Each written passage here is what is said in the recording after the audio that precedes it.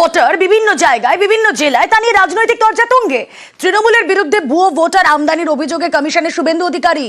আধার voter link করে ভোটে দাবি বিরোধী দলনেতার। আর বিজেপির বিরুদ্ধে কারচুপির পাল্টা অভিযোগ তুলছেন কুণাল ঘোষ। পশ্চিমবঙ্গে ভুতুড়ে ভোট তুলেছে তৃণমূল কংগ্রেস। অবৈধ অনুপ্রবেশকারীদের ভোটার লিস্টের নাম তুলেছেন তৃণমূল কংগ্রেস। 9টা বর্ডার জেলাতে অবৈধ ভুয়া ভোটারের নাম তুলেছে তৃণমূল কংগ্রেস। আধার এবং এপিক লিঙ্ক করে রেশন দোকানের মতো বায়োমেট্রিক মেশিন দিয়ে পশ্চিমবাংলার নির্বাচন করতে হবে, এটা জনগণের দাবি।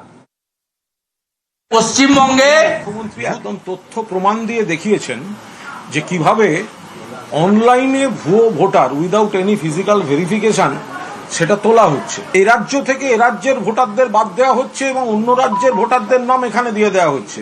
কোথাও আবার একটা চক্রান্ত করে একই ভোটার দুটো রাজ্যে দিয়ে দেওয়া হচ্ছে। এরা তো ইচ্ছা মতো ম্যানিপুলেট করতে পারবে। যেটা মহারাষ্ট্রে বিজেপি করেছে বিরোধীরা ধরতে পারেনি, দিল্লিতে করেছে বিরোধীরা ধরতে পারেনি, বাংলায় পর্দা ফাঁস করে দিয়েছেন মমতা বন্দ্যোপাধ্যায়। সেই কারণে এখন এই ভিত্তিহীন অভিযোগ প্রলাপগুলো বকছেন বিজেপি নেতারা।